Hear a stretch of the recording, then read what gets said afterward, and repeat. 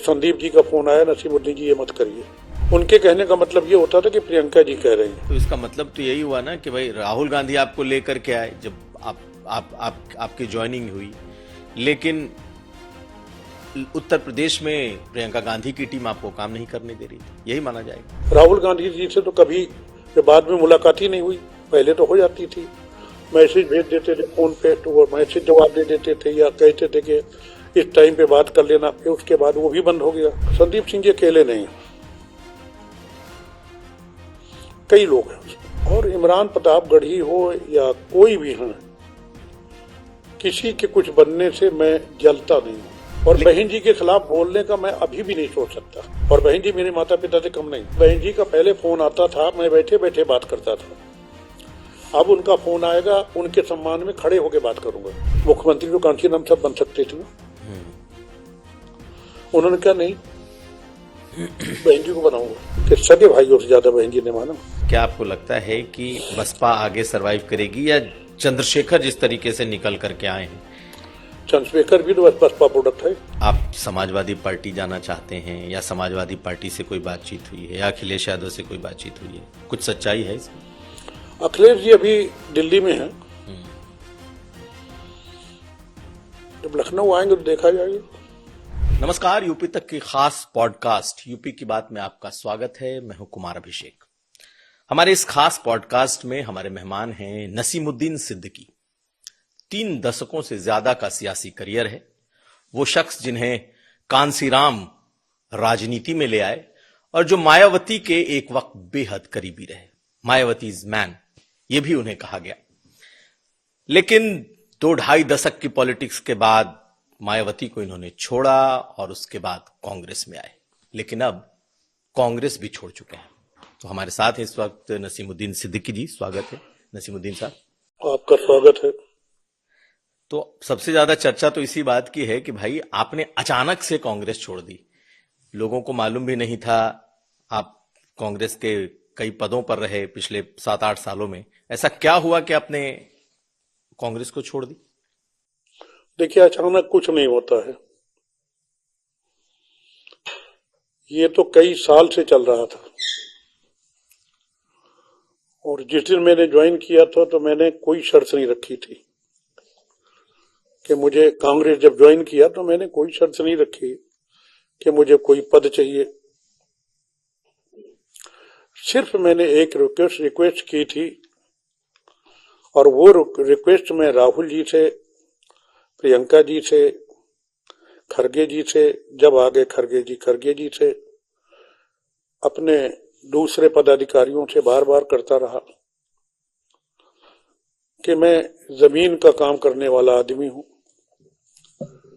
झुग्गी झोपड़ियों में रह करके, जिसकी दीवार भी घास फूस की थी, वहां मैंने रात बिताया।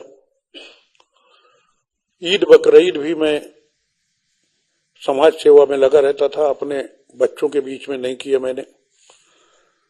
बच्चों से कह देता था अगर मुझसे मेरे साथ ईद बकरीद करना है तो यहीं आ जाओ। तो मेरी वाइफ अपने भाई को लेकर के एक बार सिकंदरपुर बलिया में वहां आ गई तो वहां कर लिया। एक बार जैनुद्दीनपुर अम्बेडकर नगर में वहां कर लिया। एक बार दिल्ली में चुनाव चल रहा था तो वहां कर लिया। तो लगभग 35 साल, तकरीबन 36 साल का ये ऐसे ही चलता रहा। तो आदमी जब 36 साल तक किसी काम का हैबिचुअल हो जाता है, काम कांग्रेस में भी होता है, हर घर का अपना एक अलग तरीका होता है। कोई जरूरी नहीं कि जो मेरे घर के लोग जिस तरीके से अपना रहन सहन करते हैं दूसरे घर के लोग करें। तो मैं इसलिए वहां एडजस्ट नहीं हो पाया, और मैंने रिजाइन करने के 1 महीना 13 दिन पहले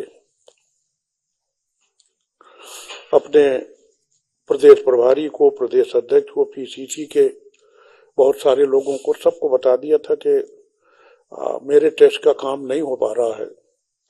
यहाँ काम करते हैं, जनसभाएं होती है, सब है, सब चलता है, और जब तक हम ग्राउंड पे मजबूत नहीं तो हमारी जनसभाएं भी अपेक्षाकृत अच्छी नहीं आप होंगी। चाहते क्या थे, पार्टी से क्या चाहते थे जो आपको वहां नहीं मिल रहा था? मैं सिर्फ ये चाहता था, मैंने तो यहां तक कहा कि मुझे फ्रीडम दे दीजिए, किस तरह का फ्रीडम?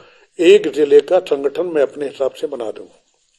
क्या हो जाता? आपके जैसा आदमी एक जिले का संगठन अगर लेकर चल लेता तो क्या हो जाता? ये तो सिर्फ कहने वाली बात है। मैं एक चीज होता है कि 1 महीने के 2 महीने के अंदर में हमने संगठन बना दिया, और जब नहीं मिला, पूरी बात जब नहीं हो पाया तो मैंने कहा एक गांव दे दीजिए।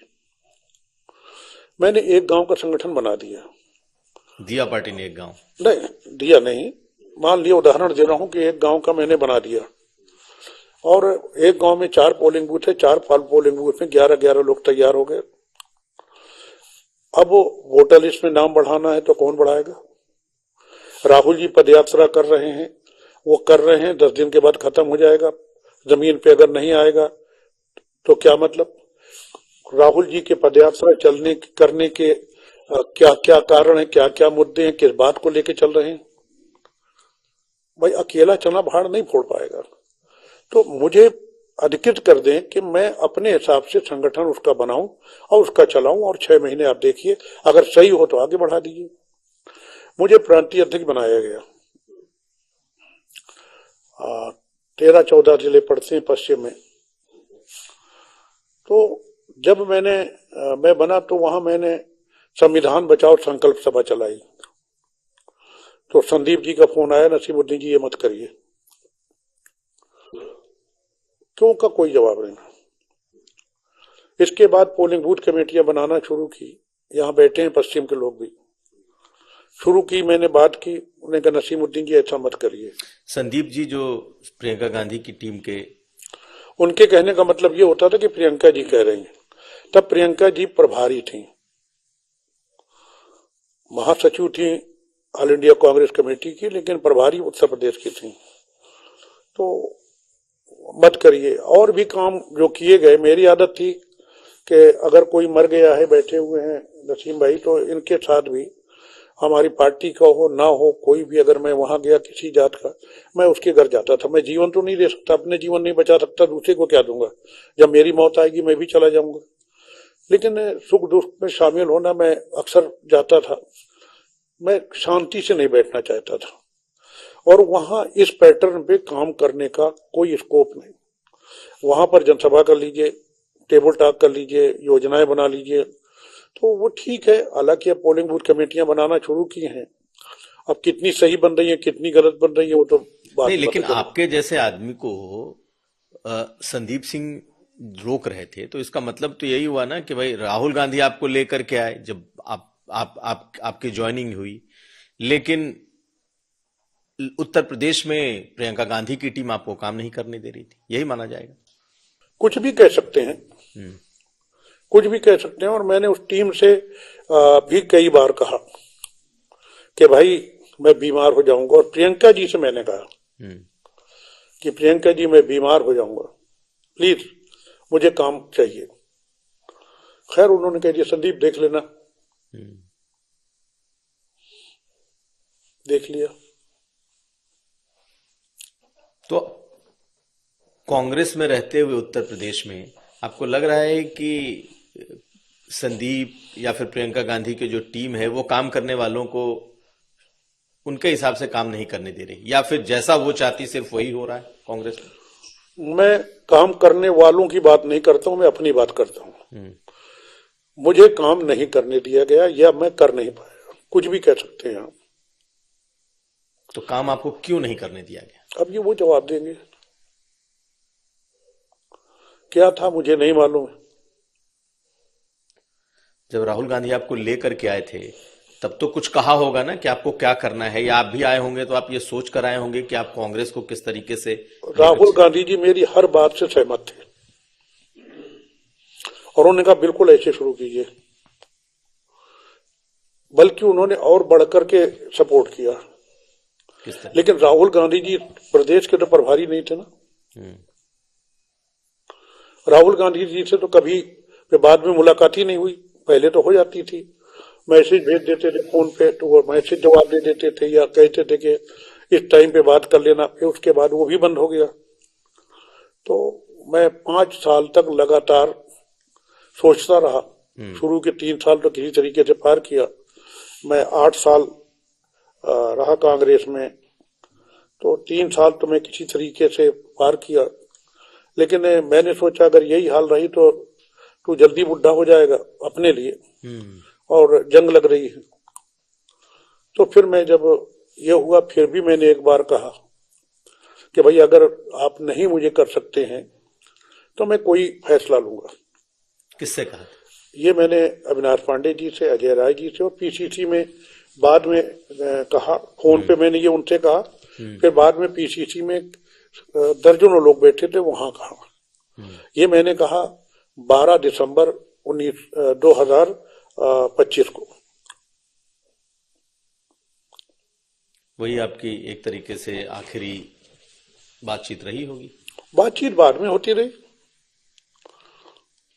लेकिन मैं तो गुस्सा रहा। लेकिन सर, बातचीत से तो ऐसा लग रहा है जैसे कि राहुल गांधी आपको लेकर के आए। राहुल गांधी अगर चलाते तो ठीक था मामला, लेकिन प्रियंका गांधी और उनकी टीम ने आपको काम नहीं करने दिया। नहीं, प्रियंका गांधी जी को मैं नहीं कहूंगा, क्योंकि वो इतने नजदीक से नहीं देख रही थी, टीम देख रही थी। मैं प्रियंका जी को नहीं कहूंगा। उन्होंने जिसके ऊपर जिम्मेदारी डाल दी थी, ये उसकी जिम्मेदारी बनती थी ना। आप मुझे बताइए, अगर मैं जमीन पे काम करने का आदी हूं और मैं भाषण देने की बजाय मैं लोगों को कन्विंस करने में आदी हूं, उनके साथ बैठ करके रात बिता करके, अगर उनके साथ रात को मैं रुका वहां पर उनकी झोपड़ी में, तो खाना मैंने खाया तो मैंने अंदाज लगाया कि इसमें 200 रुपए खर्च हुए होंगे। तो ये गरीब आदमी कल कैसे जाएगा? आज की मजदूरी इसकी गई, कल कैसे जाएगा? बिना कुछ कहे हुए 2000 रुपए उसकी जेब में डाल के चला आया मैं। हमारे काम करने का तरीका दूसरा था, यहां ऐसा नहीं था। बल्कि पोलिंग बूथ ही कमेटी बनाना शुरू की तो ही रोक दिया, अभी जल्दी है, रहने दीजिए। हालांकि बाद में जो संविधान बचाओ संकल्प सभा चलाया हमने, रोक दिया, तो बाद में राहुल गांधी जी संविधान की किताब लेके राहुल गांधी जी निकल पड़े, उन तक बात पहुंची ही नहीं होगी। मैंने खड़गे साहब से कहा, 3 बार में मिला, मैंने कहा मुझे काम चाहिए, तो बोले प्रियंका जी से मिलिए। कोई बात नहीं। संदीप सिंह को लेकर के पहले से देखा जाए तो उत्तर प्रदेश के बहुत सारे कांग्रेसियों की नाराजगी रही है। आपको लग रहा है कि उत्तर प्रदेश में अगर कांग्रेस नहीं उठ पा रही तो इस टीम का भी बड़ा रोल है? संदीप सिंह जी अकेले नहीं, कई लोग हैं उसमें।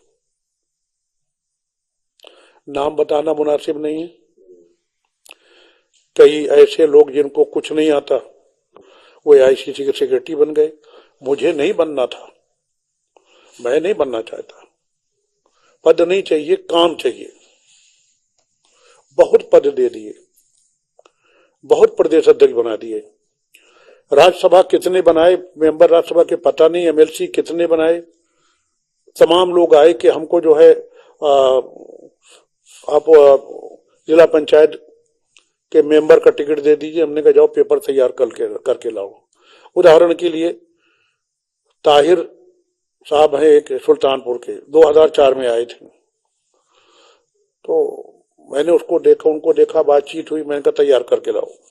कहा मैंने कहा नहीं, और मैं। वो चुनाव लड़े, सबसे ज्यादा वोटों से जीते, एमपी जी बन गए। त्रिभुवन दत्त जी थे, पार्टी का ड्रामा करते थे, जिला अध्यक्ष बना दिए गए।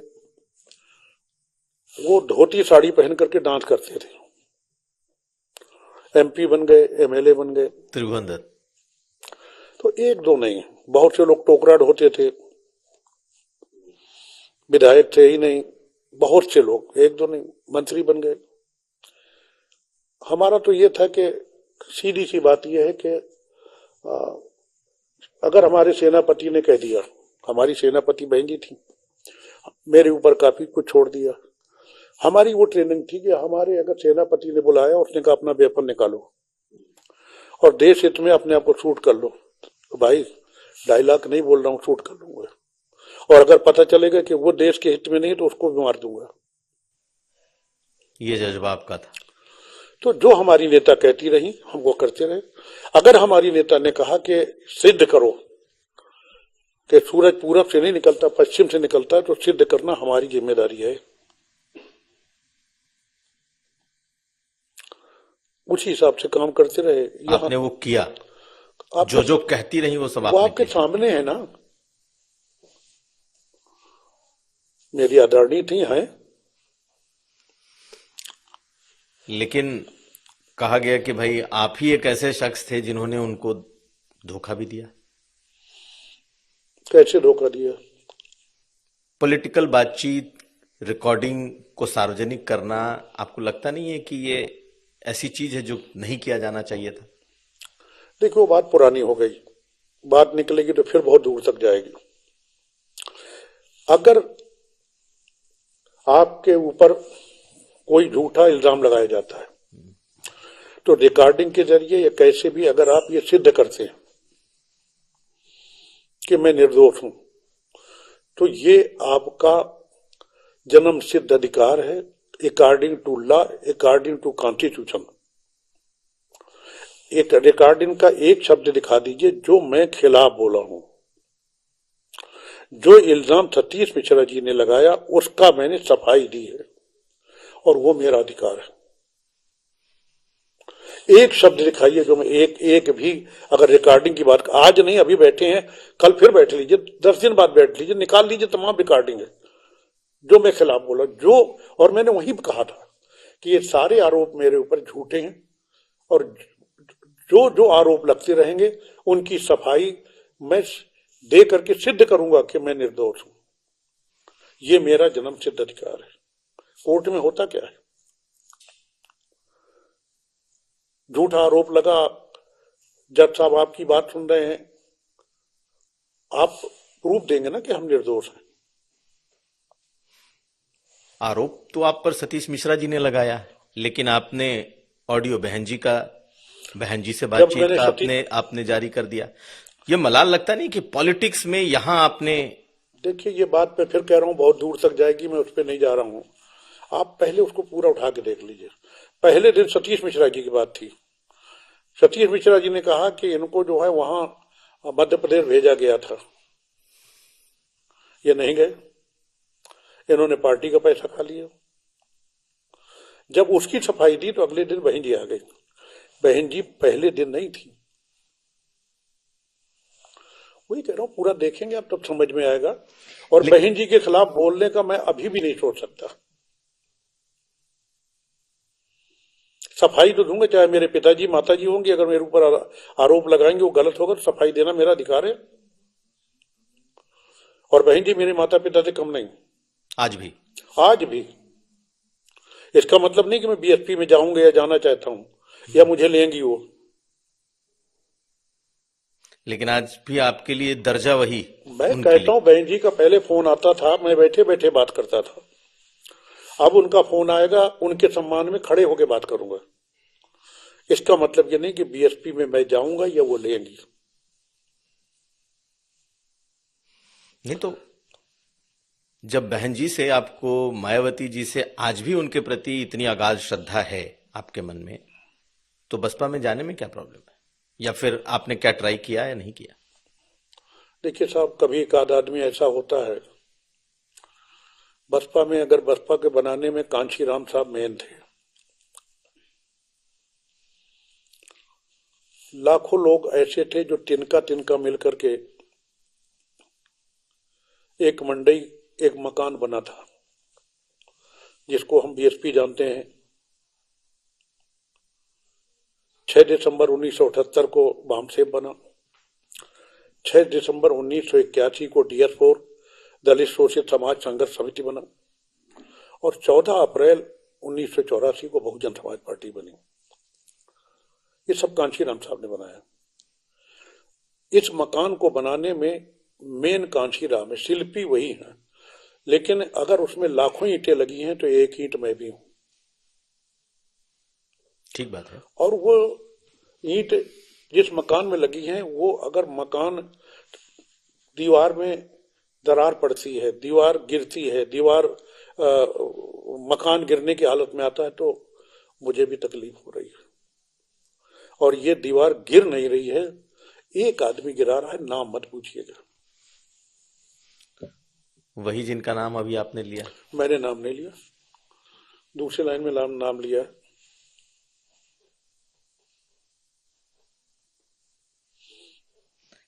आपको लग रहा है कि बसपा की स्थिति अब भी दिनों दिन गिरती जा रही है, बिल्कुल बसपा की दीवार गिर रही है? भावुक हो रहे हैं आप तो? जब नहीं, भावुक नहीं हो रहा हूं। जब मुझे निकाल के बाहर कर दिया गया और उस व्यक्ति ने निकाल के बाहर किया, सतीश चंद्र मिश्रा, मेरी बात, उस व्यक्ति ने निकाल के बाहर किया जो पार्टी में मुझसे 20 साल जूनियर है, उम्र में मुझसे 8 साल बड़ा है, वो मुझे निकाल के बाहर कर रहा है। जिसको उस मकान बनाने में जिसने कोई योगदान नहीं दिया, बने बनाए में आप रहने लगे और उसके बाद ध्वस्त करना शुरू कर दिया, वहीं पर निकाला गया हूं। कुछ लिमिट है कितने निकाले गए? सब गलत थे, सब गलत है। अगर सब गलत है तुम ही सही हो, तो फिर क्यों कमजोर हो रही है पार्टी? संभालो भैया, हमें भी अच्छा लगेगा। तो फिर इतना विश्वास एक ही आदमी पर बहन जी का क्यों है?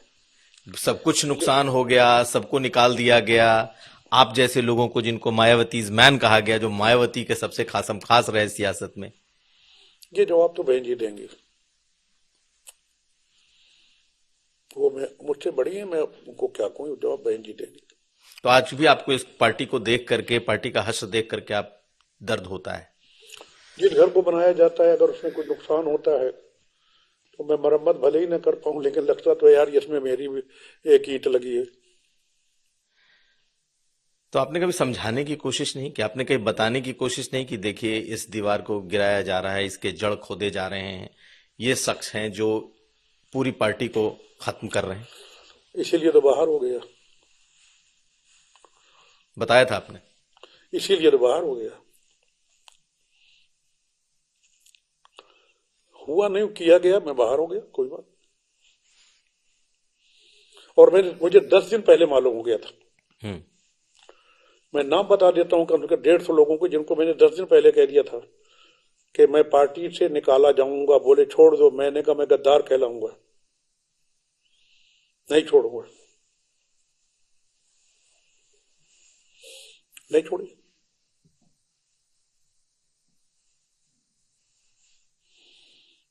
ये तो निकाला क्यों गया? मायावती ने आपके खिलाफ वो कौन सी बात किस बात से वो कन्विंस हो गई कि?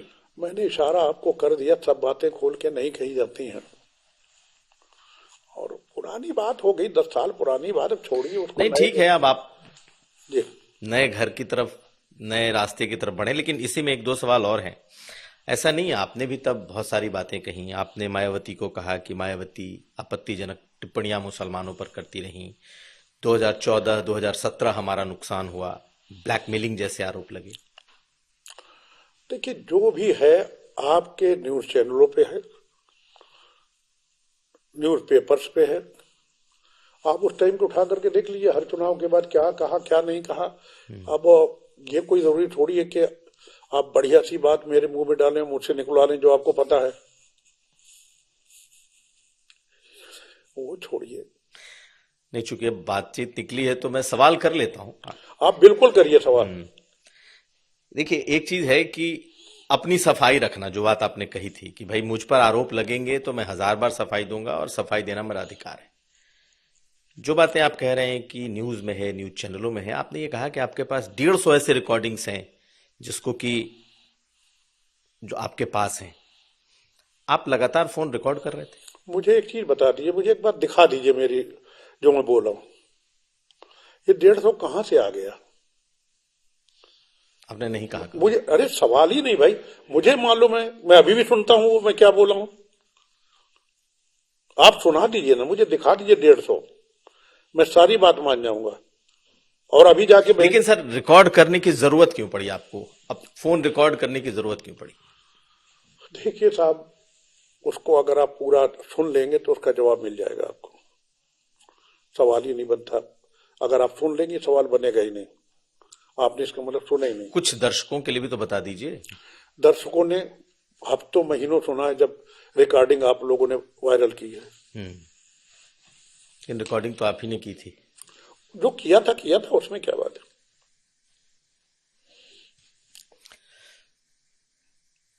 अब आप कहां जा रहे हैं? क्योंकि बसपा आपने एक वक्त हो गया छोड़ दी, कांग्रेस आपने छोड़ दी, अब आगे क्या? देखिए, आपको मालूम है कि सबको मालूम कि जब ये कांग्रेस पार्टी से रिजाइन किया तो मैं अकेले नहीं था। हफ्तों इसमें विचार किया गया, मंथन किया गया। हर जिले में समर्थक हैं और उनमें से जो खास लीडर थे जो आ भी नहीं पाए, बहुत से, जैसे एक्स मिनिस्टर आज ही आए थे एक सुबह, कल 2 विधायक आए थे कि साहब हम रह गए। ऐसे उत्तराखंड के लोग आए थे, 32 लोग उत्तराखंड के आए थे कि साहब हम रह गए। तो जो हमारे समर्थक हैं, जो मेरे ऊपर विश्वास करते हैं, उनसे मैं बात कर रहा हूं। अकेला फैसला होता तो मैं अभी बता देता कि ये कर रहा हूं। नहीं, जब बसपा से कांग्रेस आए थे तो आपका अकेले का फैसला था। क्या करें? जब आप बीएसपी से कांग्रेस आए थे तब आपका अकेले का फैसला था? बिल्कुल नहीं था। तब भी समर्थकों का फैसला था। फिर आप वहां पर मिस कर रहे हैं या कुछ चुटकी लेके वो कर रहे हैं। आप फिर मिस कर रहे हैं। मिस कर रहा हूं। मेरे साथ 38 ex MLA, x MP, ex minister गए थे। उनकी फोटो कहें तो अभी ला करके दिखा दूं। एआईसीसी में मुझे 12 घंटे का टाइम दिया गया था। मैंने कहा भी था राहुल भैया से कि भैया ये जो है इतनी जल्दी पूरी यूपी से और दूसरे और अदर और स्टेट से नहीं आ पाएंगे। बोले आप भर आ जाइए। राहुल जी ने कहा। पश्चिम उत्तर प्रदेश के लोग आ गए थे, 4-5-6 जिलों के। एआईसीसी में जगह नहीं, बाहर सड़क जाम। मैं नहीं कहता हूं, आप एआईसीसी में जाके पता कीजिए। तो मैं अकेले कैसे चला गया था? पूरी प्रेस कॉन्फ्रेंस हुई थी, पूरा प्रेस मीडिया था। और जब स्टेज में जाकर के गुलाम नबी आजाद जी थे, राज बब्बर जी थे, मैं था वहां, स्पीच दी गई भीड़ पे, तो मैं अकेले कैसे गया था? तो इस बार भी जब पूरा फैसला होगा तब पता चलेगा। लेकिन बड़ी चर्चा यह है कि आप समाजवादी पार्टी जाना चाहते हैं, या समाजवादी पार्टी से कोई बातचीत हुई है, या अखिलेश यादव से कोई बातचीत हुई है? कुछ सच्चाई है इसमें? अखिलेश जी अभी दिल्ली में हैं। जब लखनऊ आएंगे तो देखा जाएगा। अभी वो पार्लियामेंट चल रही है, वो सेशन में हिस्सा ले रहे हैं। तो कोई आपकी बातचीत उनसे हुई? अब हर बात आज ही कहलवा लेंगे तो अगली बार को कुछ बचा लीजिए। लेकिन आपके सारे पुराने साथी तो वहीं बैठे हैं, बाबू सिंह कुशवाहा, लालजी वर्मा, इंद्रजीत सरोज, आरके चौधरी। देखिए साहब, इस टाइम पे 66 एमएलए बीजेपी में वो हैं जो मेरे साथी थे और अधिकांश मेरे बढ़ाए हुए थे, और 7 मिनिस्टर भी वही हैं जो बसपा में आपके बसपा से बढ़ाए हुए थे। और साथ में थे एक डिप्टी चीफ मिनिस्टर भी साथ में थे। तो क्या इतने तो सपा में नहीं है? मैं ये नहीं कह रहा हूं कहां जाना है कहां नहीं जाना, मना नहीं कर रहा हूं। कहां जाना ये जो तय होगा देखा जाएगा। लेकिन इस बात को आप बेस कैसे मान सकते हैं? तो सब मुझे बीजेपी में जाना चाहिए। सबसे ज्यादा मेरे लोग बीजेपी में। केंद्रीय मंत्री एसपी सिंह बघेल, राज्यसभा के एमपी मैंने बनाया उनको। पहले वो बसपा में थे, फिर सपा में चले गए, सपा से मैं लेके आया। तो ये पैमाना नहीं हो सकता है।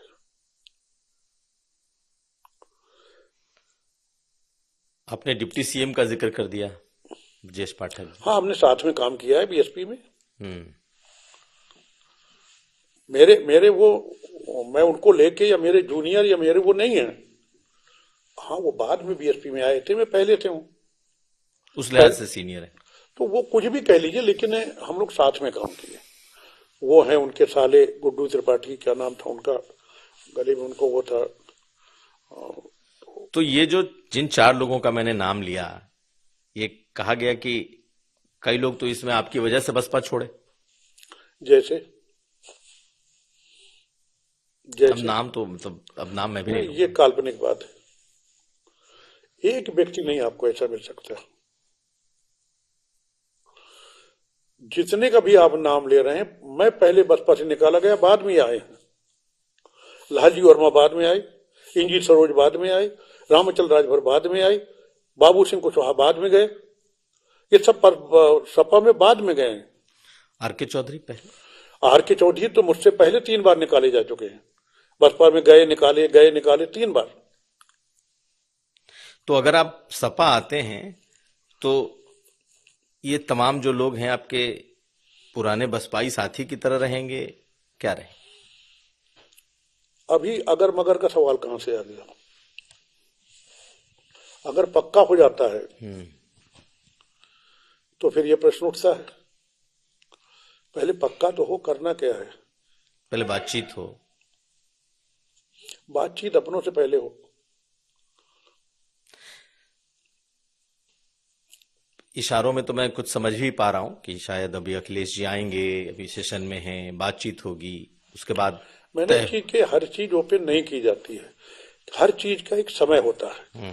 हम लोगों ने, मैंने 4 बार मिनिस्टर, मैं राष्ट्र मिनिस्टर, कैबिनेट मिनिस्टर था, 4 बार मैंने जब पद की शपथ ली तो गोपनीयता की भी शपथ ली।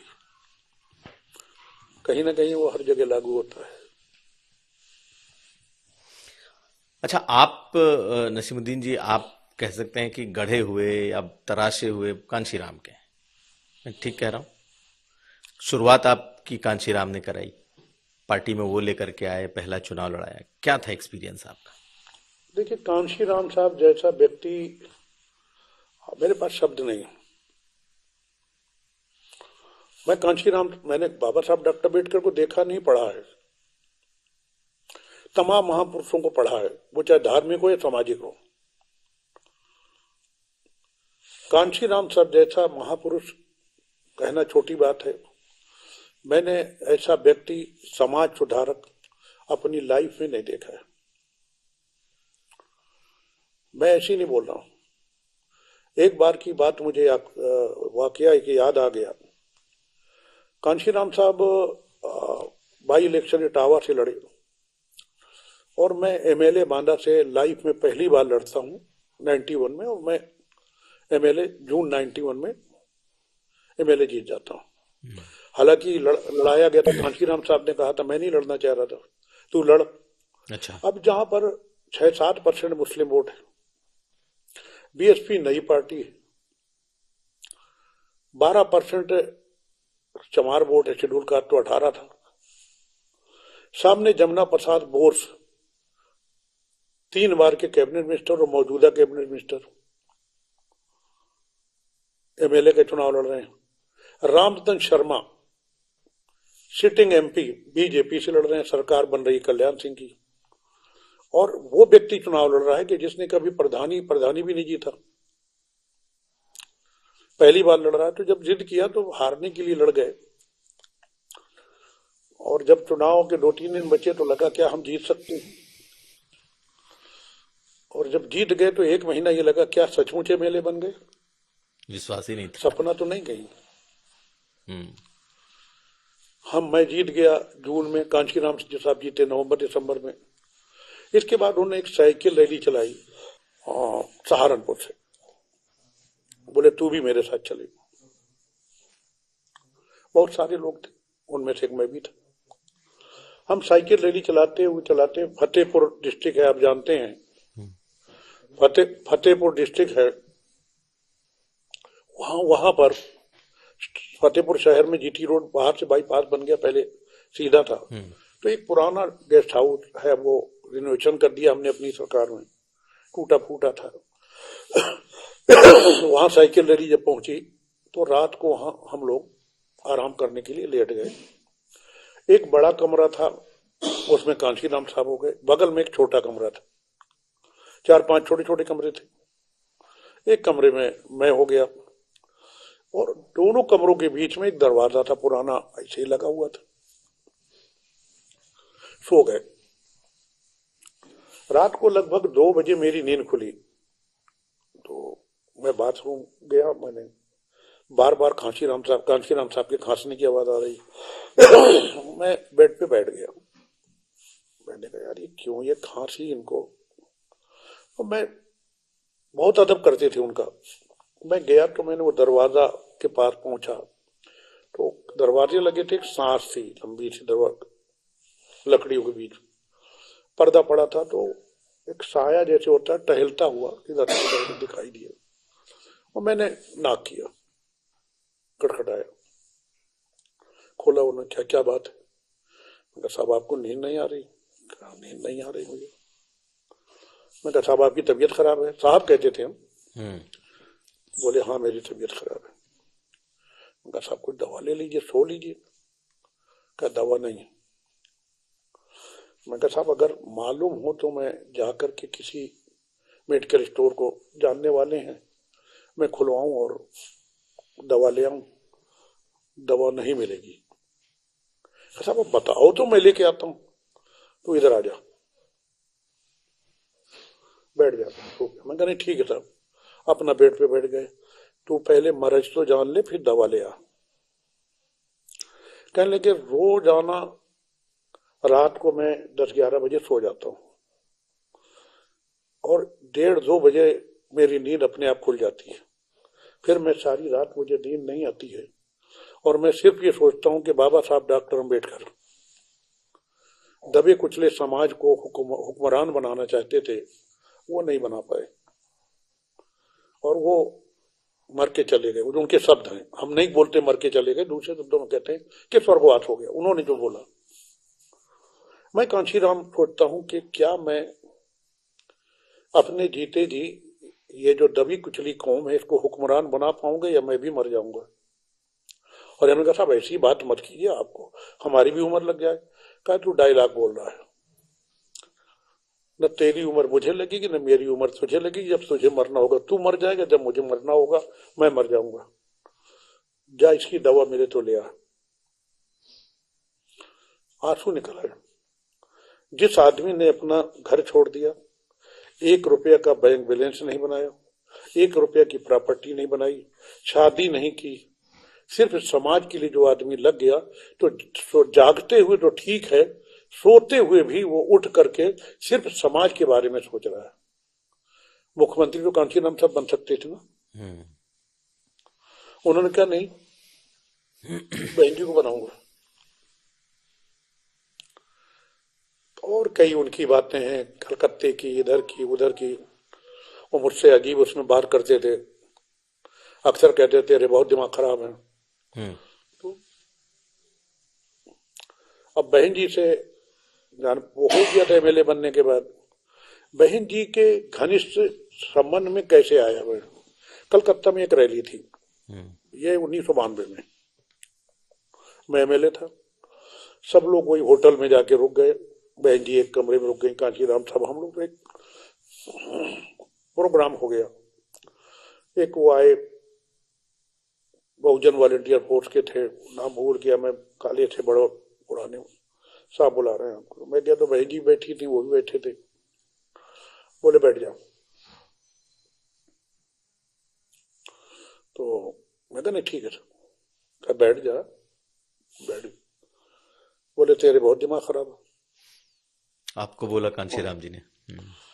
मैं कुछ नहीं बोला, मुस्कुराने लगा। अरे भाई मुस्कुरा रहा है। हम कहा साहब कुछ बोल दूंगा तो आप नाराज हो जाओगे। कहनी क्या बोलेगा? हमने कहा आप ही तो की है दिमाग खराब। अच्छा तू करेला और नीम चढ़ा है। अब उनकी बात के मतलब होते थे, लेकिन बाद में समझ में आता था। हम कहा साहब मेरे समझ में नहीं आएगा, जब बाद में समझा दूंगा। देख भाई ये एक होटल का कागज था, होती है बुक, उन्होंने पेंसिल भी वहीं रखी थी होटल की। उन्होंने पेंसिल थी लाइन खींची, बोले ये लाइन जो है ये 100 मीटर की मान ले तो, और 10 बिंदियां रख दी वहां पर। बोले ये 100 मीटर की दौड़ हो रही है, उसमें ये 10 लोग दौड़ रहे हैं, एक तू भी है। और तू इसमें अगर फर्स्ट आएगा ना हम्म। तो तेरा नंबर आखिरी में लगेगा। मगर सब मैं फर्स्ट आऊंगा फिर भी आखिरी लगेगा। कहे हाँ तू करेला नींद चढ़ा है। दूसरी लाइन उससे दोगुनी खींची, बोले ये 200 मीटर की लाइन है, जितनी देर में ये 9 लोग 100 मीटर दौड़ेंगे उतनी देर में तू 200 मीटर दौड़ेगा तो 8 पार आएगा, लीड नहीं लेगा।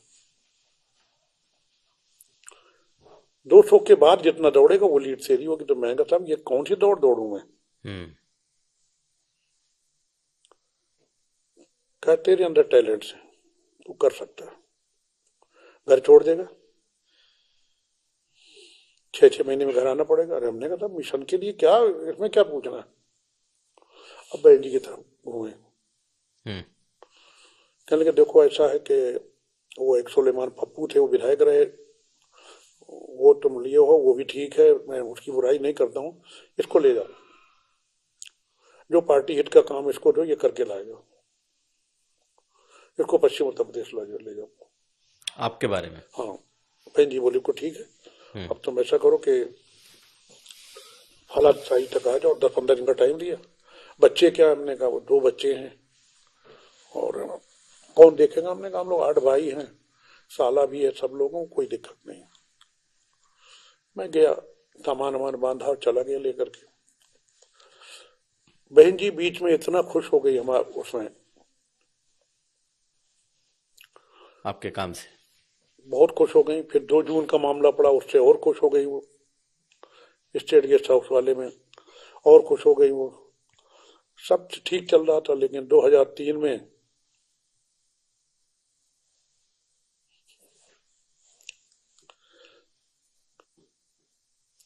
चलिए होता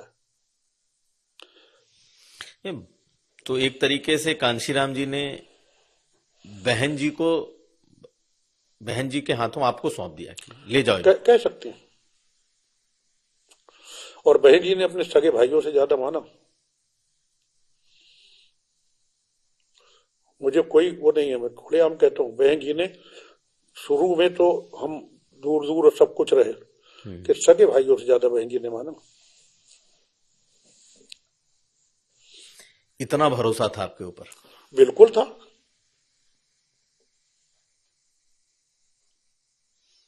फिर वही सवाल आता है, फिर ये भरोसा कैसे टूट गया?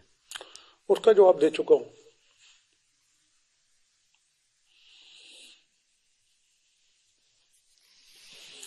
ये दिल वालों की बस्ती है, अजब है दास्तां इसकी, किसी से दिल नहीं मिलता, कोई दिल से नहीं मिलता।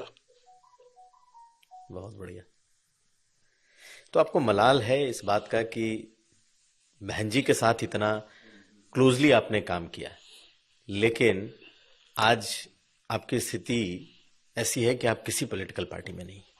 आपको इस बात आज क्या स्थिति है कि आप किसी पॉलिटिकल पार्टी में नहीं है। जो आदमी पार्टी को बनाने वाला है, जो आदमी पार्टी की एक एक ईंट बनाने वाला है, वो आदमी आज ये सोच रहा है कि आगे मैं क्या करूं, किस पॉलिटिकल पार्टी में जाऊं, क्या अपना बनाऊं उम्र के इस पड़ाव पर। आदमी जब उरूज पे होता है तब भी यही सोचता है, किस पार्टी में जाऊं वो अलग बात हो गई, आगे क्या करूं।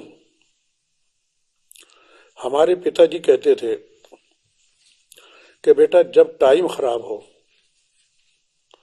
या तुम्हारा उरूज नीचे आ जाओ, ये कुदरत का निजाम है कि ऊपर और नीचे चलता रहता है। जब टाइम खराब हो तो बिल्कुल नहीं परेशान होना, ये मानना कि अच्छा टाइम आने वाला है, और जब अच्छा टाइम हो आए तो दिमाग ना खराब हो, ये समझना कि खराब टाइम आने वाला है। अगर अच्छा टाइम नहीं आएगा तो खराब का एहसास नहीं होगा, खराब टाइम नहीं आएगा तो अच्छे का एहसास नहीं होगा। मैं खराब टाइम नहीं मान रहा हूं। आप जैसे पत्रकार, आप जैसा चैनल मेरा इंटरव्यू ले रहे हैं, काहे का मेरा टाइम खराब है। अब टीआरपी तो नहीं कहूंगा, आप ही लोग बढ़ा रहे हो। नहीं, आपके टीआरपी बनी हुई है पहले से।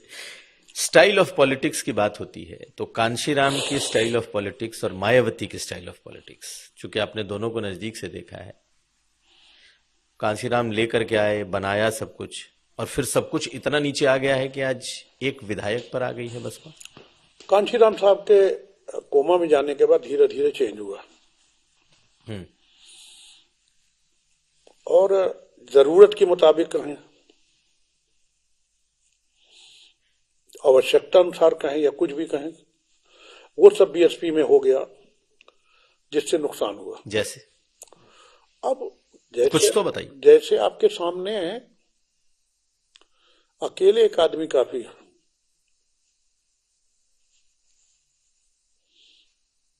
सिर्फ एक आदमी की वजह से पूरी बीएसपी?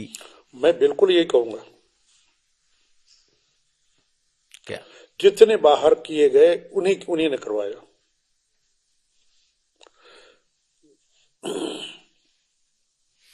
एक आदमी पूरी बीएसपी के तमाम दिग्गज नेताओं को बाहर कराने का जिम्मेदार है? बिल्कुल। कोई तो उसकी वजह रही होगी, कोई तो स्वार्थ रहा होगा। अब ये बहन जी बताएंगे, मैं नहीं समझ पाया।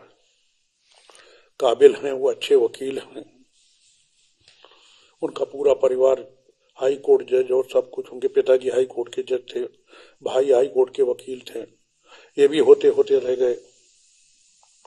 अब आपको ये भी पता लगाना चाहिए क्यों नहीं हुए। मुझे नहीं मालूम है, मेरा भी ज्ञानवर्धन हो जाएगा।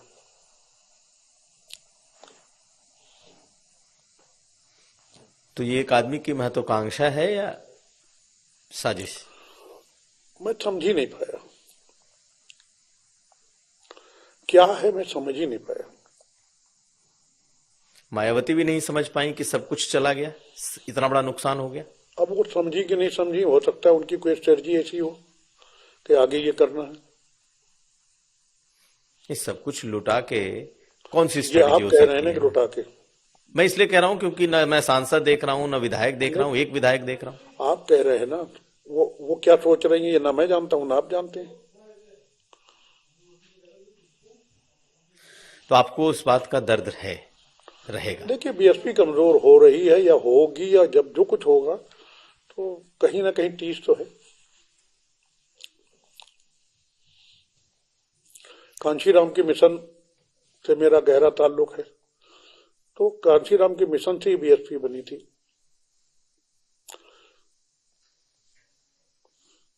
उन्होंने जिस तरीके से कुर्बानी दी है, अब पूरी बात कहने में मैं क्या बताऊं कैसे उस आदमी ने।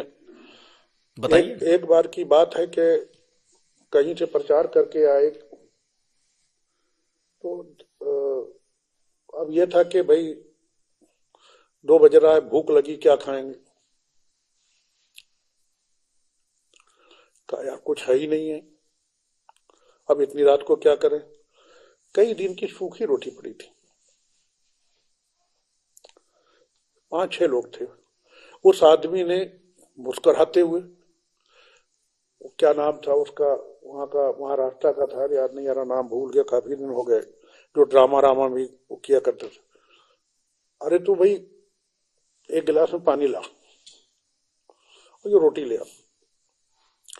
डोब डोब के खाना शुरू कर दिया। पानी में रोटी? पानी में डोब डोब के सब लोग पानी ले आए, अपना सबने खाना शुरू कर दिया।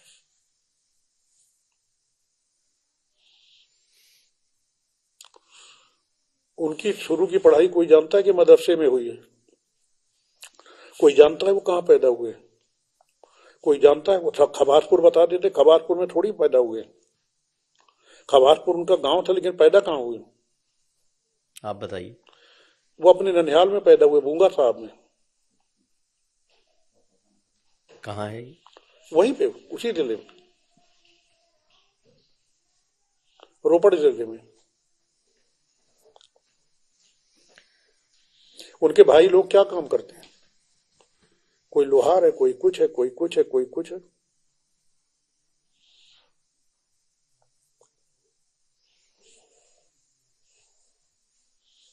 उन्होंने मायावती को बीएसपी की कमान सौंपी, मुख्यमंत्री बनाया। आपको लगता है वो डिसीजन सही था? बिल्कुल सही था। जो उस समय तक चल रहा था बिल्कुल सही था। या तो कांशीराम साहब डिजर्व कर रहे थे, उसके बाद बहन जी डिजर्व कर रही थी। तो आपने भी एनालाइज किया होगा ना, गलती कहां हो गई कि आज अब किसी बात को बार बार क्यों कह रहे हैं? क्योंकि बसपा को इतने नजदीक से जानने वाला या बसपा के बारे में लोगों को बताने वाला जल्दी मिलता नहीं है, इसलिए मैं बार बार इस ऐसे सवाल पूछ रहा हूं कि शायद आपसे कुछ निकला। जवाब दे चुका मैं। चलिए, कोई जरूरी है कि मेरी निगाह में जो गलती है वो गलती सबकी निगाह में हो। जो आपके देखने का नजरिया है वो मेरा नजरिया हो, कोई जरूरी थोड़ी है, या मेरा नजरिया जो है वो आपका नजरिया हो, कोई जरूरी थोड़ी है। मेरी अपनी पर्सनल ओपिनियन है। ठीक है, आप आगे इस बहुजन मिशन को कैसे देख रहे हैं? क्या आपको लगता है कि बसपा आगे सरवाइव करेगी, या चंद्रशेखर जिस तरीके से निकल करके आए हैं? चंद्रशेखर भी तो बसपा प्रोडक्ट है। चंद्रशेखर भी तो बसपा में थे, कितने लोगों को पता है? आपके साथ और मैं इंचार्ज था तब थे ये। कब? ये काफी दिन तक रहे, 2012 से 2017 तक तकरीबन बसपा में रहे। मुझसे मिलने आए, हम ही ने संगठन में रखा। हाँ, होनहार व्यक्ति है वो, मेहनती आदमी है वो चंद्रशेखर। आपसे मुलाकात हुई हाल में? कहा यह जा रहा है कि अभी आपकी कई बार मुलाकात मेरी हुई। मेरा बेटा दिल्ली में रहता है, अक्सर वो बैठते हैं। पिछले महीने मेरी मुलाकात हुई। तो क्या आप अपनी कोई भावी पॉलिटिक्स उनके साथ भी देखते हैं? यहां पर मुझे अपनी पॉलिटिक्स नहीं देखना।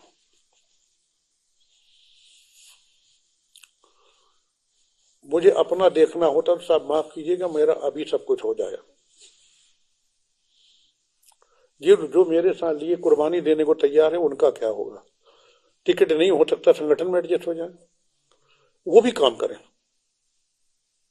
और जो टिकट जिनका हो सकता है, टिकट हो जाए। और ये सवाल उस टाइम पे होता है जबकि किसी से बातचीत करेंगे, भैया मुझे छोड़ो, मुझे कुछ नहीं चाहिए, इनको एडजस्ट कर लो।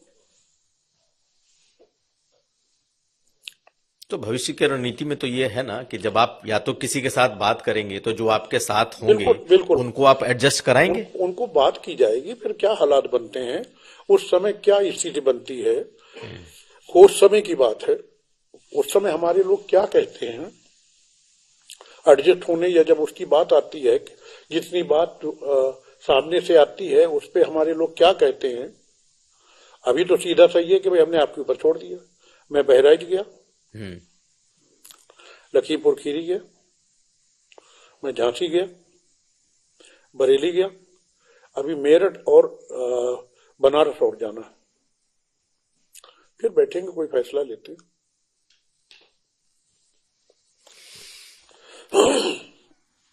तो अभी आपके लिए ऑप्शन सारे खुले हैं कि आप अखिलेश यादव के साथ जा सकते हैं, आप चंद्रशेखर के साथ जा सकते हैं, आप अपनी पार्टी बना सकते हैं, सब कुछ ओपन है। बिल्कुल। कहा जा रहा है कि कई लोग ऐसे हैं पुराने जो कि अब उत्तर प्रदेश में एक नई पॉलिटिक्स चल पड़ी है। चाहे आप देखें तो स्वामी प्रसाद मौर्य अपनी एक संगठन, एक पार्टी के साथ चल रहे हैं। उत्तर प्रदेश में जो 27 के चुनाव आएंगे उसमें असदुद्दीन ओवैसी भी अपनी पूरी ताकत लगाएंगे, पल्लवी पटेल इस समय अलग है। तो क्या कोई ऐसी भी संभावना है कि कोई थर्ड फ्रंट जैसी चीज बनकर तैयार हो रही हो? आप उसमें अपनी भूमिका देख रहे हैं? देखिए, स्वामी प्रसाद मौर्य जी राजनीति में मुझसे बहुत सीनियर है, लेकिन बहुजन समाज पार्टी में 1996 में आए थे। बाबू सिंह कुशवाहा जी इनको मेरे पास लेके आए थे सबसे पहले, स्वामी प्रसाद मौर्य को जी। और मेरा उनका भाई का रिश्ता है। भाई का रिश्ता तो अजय राय जी से भी है, बीच में घुस गया, उससे मतलब नहीं, यहाँ पे मतलब नहीं था। और बहुत सारे लोगों, ठीक है हम उस पार्टी में रहे ना रहे, तो उनसे भी मेरी फोन पे बात हुई है, बैठेंगे उनके साथ भी। अब आपने फ्रंट की बात की है, देखिए साहब, सांप्रदायिकता के खिलाफ अगर मुझसे कोई पूछेगा, सभी को एक हो जाना चाहिए। मेरी मानते हैं नहीं मानते हैं वो अलग बात है, बात निकली है तो मैं दिल की बात कह रहा हूं, सांप्रदायिकता के खिलाफ सबको एक हो जाना चाहिए। आपको लगता है कि बीजेपी के खिलाफ सबको एक लामबंद होने की जरूरत है? ये है क्या, हिंदू मुस्लिम, मंदिर मस्जिद, दुनिया भर की ये जिहाद वो जिहाद, ये है क्या? क्या इससे पहले हिंदू मुस्लिम यहां नहीं थे 2014 से? या आगे खत्म हो जाएंगे? भाई सबका योगदान है देश को आजाद कराने में। अभी देखिए बारी बारी से सबको काटा ठुकाई होती है, एक ने शुरुआत हुई साहब मॉब लीचिंग से, अब मुसलमानों ने गाय पालना ही बंद कर दिया, पीट पीट के मार डाला।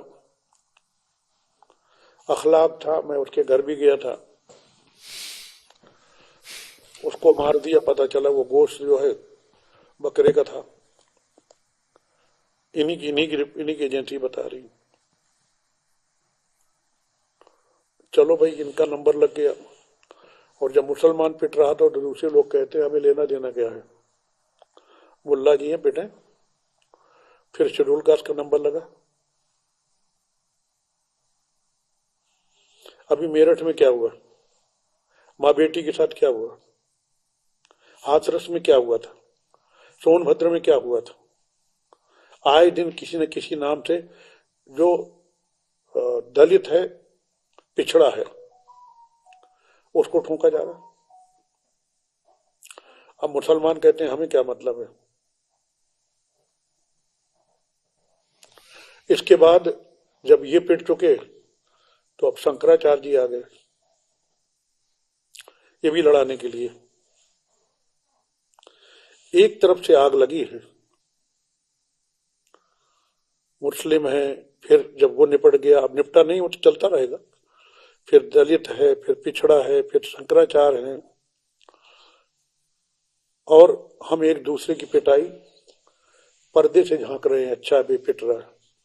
मेरा तो सीधा सा संदेशा है सबके लिए कि कभी पर्दे से तुम झांको, कभी पर्दे से हम झांकें, कभी चिलमन से तुम झांको, कभी चिलमन से हम झांकें, लगा दो आग चिलमन को, न तुम झांको न हम झांकें। या दूसरी बात मैं कह दूं, एक मरहूम शायर है, उन्होंने कहा था कि लगेगी आग तो आएंगे कई घर जद में, लगेगी आग तो आएंगे कई घर जद में, यहां सिर्फ हमारा मकान थोड़ी, सब मकान बारी बारी से जल रहे हैं। ये जातीयता के नाम पे, सांप्रदायिकता के नाम पे सबको जो इसके विरुद्ध है एक हो जाना चाहिए, केवल भाईचारा और मनुष्य। मैंने इतनी किताबें पढ़ डाली, पहले वैदिक धर्म था, फिर सनातन आया, अब हिंदू धर्म कहने लगे, चारों वेद पढ़ डाले, श्रीमद् भागवत गीता पढ़ डाली, वाल्मीकि रामायण पढ़ डाली, रामचरितमानस पढ़ डाली, और मर्यादा पुरुषोत्तम भगवान जहां अपने 14 बरस में से 12 बरस वनवास पे रहे, वहीं उसी जिले का मैं भी हूं। कहीं पर भी हिंदू शब्द नहीं आता है। कुरान हदीस, इतनी हदीसें हैं, कुरान तो एक है, किसी हदीस में मुसलमान शब्द नहीं आता है। कहां ले जा रहे हो भाई? हवेली झोपड़ी सबका मुकद्दर फूट जाएगा। अगर हवेली माने अमीर आदमी, झोपड़ी माने गरीब आदमी, हवेली झोपड़ी सबका मुकद्दर फूट जाएगा। अगर ये साथ हिंदू मुस्लिम का छूट जाएगा, दुआ कीजिए हम में प्यार के रिश्ते रहे कायम, ये रिश्ता टूट जाएगा तो भारत टूट जाएगा। बहुत बढ़िया। हमें भारत को नहीं टूटने देना है। भारत है तो हम ही कहां रहेंगे भाई जी। लेकिन चूंकि जब आपने ये बातें कही कि सबको एक होना है, तो सियासी तौर पर अगर देखा जाए तो आपको क्या लगता है, ये वक्त आ गया है कि अब बीजेपी के खिलाफ सभी पार्टियां एक हो जाएं, एक मंच पर आ जाएं, इंक्लूडिंग बीएसपी? अब जो भी सेकुलर अपने आप को मानता है, मैं किसी को इंक्लूडिंग नहीं कह रहा हूं, उनको एक हो जाना चाहिए, मेरी व्यक्तिगत ओपिनियन है ये। एक नहीं होंगे तो फिर बीजेपी? उन्हीं लोगों ने नारा दे दिया, बटोगे तो कटोगे, हमने थोड़ी दिया है। तो अब लागू तो आप पर हो रहा है। सब पे होगा, वो सब पे होगा। कट रहे हो, नारा हमारा नहीं।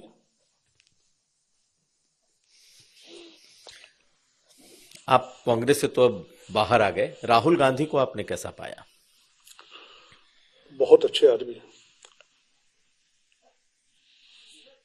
राहुल गांधी जी, बहुत अच्छे आदमी हैं, मैं सम्मान करता हूं, करता रहूंगा। और सम्मान नहीं कर रहा होता तो आपके सामने फोटो नहीं लगी होती। हाँ, मैं देख रहा हूं अभी भी आपके घर में कांग्रेस की ही तस्वीर है। कांग्रेस की बात ना कीजिए, नहीं, मैं तो देख रहा हूं सारे कांग्रेस जो नेताओं के। अच्छे लोग हैं उनकी बात कीजिए। हर जगह अच्छे और बुरे तो नहीं कहूंगा, हर तरीके के लोग होते हैं। तो राहुल गांधी क्या कहीं मिस कैलकुलेशन कर रहे हैं, या उनको फीडबैक नहीं है? बिहार चुनाव का भी मैं समझता हूं उनको फीडबैक सही नहीं मिला, मैं जो समझता हूं। और अखिलेश यादव? अब उनका चल रहा है, बढ़िया है। कई बार अखिलेश जी से मेरी 4-6 महीने में कहीं ना कहीं 2-3 महीने मिल ही जाते हैं। कभी शादी ब्याह में मिल जाते हैं, तो कभी फ्लाइट में मिल जाते हैं, तो अक्सर मुलाकात हो जाती है। वो मिलनसार आदमी है, सबकी इज्जत करते हैं। नहीं, बसपा के लोगों का ठिकाना भी बन गया है सपा, समाजवादी पार्टी। ज्यादा हाल के सालों में देखा जाए तो ज्यादातर जो मिशन से जुड़े लोग हैं वो बीएसपी से सपा की तरफ ही मूव कर रहे हैं। आपने भी इस चीज को नोटिस किया होगा। देखिए, उस समय उनको ठीक लगा होगा तो वहां गए, अपनी अपनी समझ है। आपके बारे में एक और चीज कहा जा रहा है कि कांग्रेस में अब जब नए मुस्लिम नेताओं का आगमन हुआ है, उन्हें राज्यसभा भेजा जा रहा है, इमरान प्रताप गढ़ीसरी के, तो बहुत सारे कांग्रेस के नेता, मुस्लिम चेहरे, वो नाराज। अब बिहार में शकील अहमद, इतने पुराने कांग्रेसी, कई पीढ़ियों से कांग्रेसी, वो नाराज। राहुल गांधी के काम करने के तरीकों से वो नाराज। आपकी भी नाराजगी। तो ये माना क्यों न जाए कि पार्टी में रहते हुए पार्टी ने, सब कांग्रेस ने आपको कुछ नहीं दिया, ये आपकी नाराजगी की सबसे बड़ी वजह है। और जो लोग नए आए उन्हें राज्यसभा दिया, टीम में दिया, सब कुछ दिया। देखिए, ऐसा है कि जब मेरी शर्त ही नहीं कुछ देने की, तो मैं ये कैसे कहूं कि मुझे कुछ नहीं दिया। मेरी शर्त ही नहीं थी कोई। और इमरान प्रताप गढ़ी हो या कोई भी हो, किसी के कुछ बनने से मैं जलता नहीं हूं।